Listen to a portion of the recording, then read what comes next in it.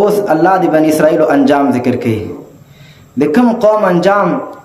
هغه قوم چې په قران کریم کې 4 واره الله د دوی په باره کې فرمایلی دي چې وانی فضلتکم علی العالمین. سورۃ بقره کې 2 واره الله د دوی په باره کې فرمایلی دي. په اوله سپاره کې سورۃ اعراف کې الله فرمایي فضلکم علی العالمین. التراضی سورۃ جاثیه کې الله فرمایلی دي په 4 واره د بنی اسرائیل په باره کې الله فرمایلی دي چې دا غره خلق چې کله د دوی په عقیده او عمل کې فساد راغی نو بیا دوی د کم سرنوشت سره مخ شول؟ هغه الله ذکر کوي وضربت عليهم الذلة والمسكنة وباءوا بغضب من الله. الله فرمایي وهل شو په دوی باندې ټاپه د ذلت والمسكنة ټاپه د خواري. مسکنت څه ته ویل کیږي؟ مسکنت کم همته ته وایي. انسان همت کمزور وي. څه مطلب؟ ګوره په دې باندې ځان پوهیږي چې د انسان سوچونه ډېر واړو شیانو پورې منحصر شي. مسلمان امت ډېر لوی سوچ والا امت. مسلمانانو په دنیا کې د بادشاهي فکرونه کول په دنیا باندې. مسلمانانو به نور ولسونو ته د دین د رسولو سوچونه کوو. نن د مسلمان سره کم سوچ دی؟ هر مسلمان سره دا سوچ دی چې ډوډۍ څنګه پیدا کړم، ژوند څنګه برابر کړم. دې ته مسکنت وایي.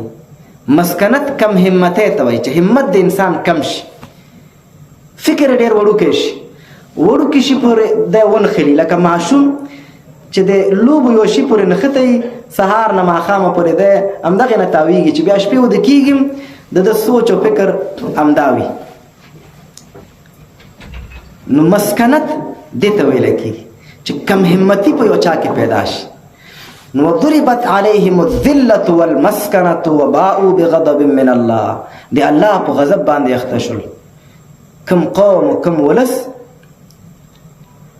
چې 1400 کاله په دوی کې په هر لحظه کې پیغمبر موجود و. کم قوم او کم ولس چې 4 واره الله ویلی دي چې دا غوره خلق دي، بیا الله د سرنوشت سره مخ کوي. کم قوم چې خپل غوښتنې، خپل فکر، خپل نظریه، خپل خیالات، خپل غوښتنې، خپل بلندی او بالایی، زد و حسد، تکبر، دنیا پرستی، ماده پرستی، د الله دین نه خپل مصلحتونه غوره ګڼل. دلته خو د الله دین خو دا وایي، خو مصلحت اوس دا دی، زما مصلحت دا وایي، زما کلی ولس دا وایي، خلق دا وایي، خپلوان دا وایي. خپل مصلحتونه مخکې کی د الله د دین نه، خپل خواهشات مخکې کی، خپل د نفس غوښتنې مخکې کی. الله بیا دغسې سرنوشت سره مخ کوي لکه بني اسرائیل چې مخ شوي وو. دا هغه هر څو آیاتونو نه وروسته الله یو قاعده کلیه چې ذکر کوي هغه دا دی. الله دا قانون بیا یوازې د یو امت دپاره نه دی، هر امت دپاره همدا قانون دی چې کوم امت خپل فرض منصبي ترک کړي، کوم امت چې الله د کوم کار دپاره پیدا کړی و هغه کار پرېږدي. مسلمان امت په دنیا کې الله دې دپاره پیدا کړی چې دا به د الله دین په خپل عمل کې راولي. دا به د الله دین هم په عملی لحاظ خلکو ته رسوي، هم د قول او د وینا د لارې به دا د الله د دین پیغام خلکو ته رسوي. دا د الله نمایندهی په دنیا کې دا مسلمان امت، دغه نماینده امت چې کله د الله نمایندګي پرېږدي، د الله صحیح نمایندګي ترک کړي، بیا د داسې سرنوشت سره مخ کړي. الله غلطه نمایندګي کوي. لکه الله نمایندګي خدا ده چې الله دین په ځان کې راولي، خلکو ته هم د الله د دین پیغام ورسوي. ته د الله نمایندګي پرېږدي، خپل دین ته شا کې، قرآن کریم ته شا کې، د دین د غوښتنو نه ناخبره شي.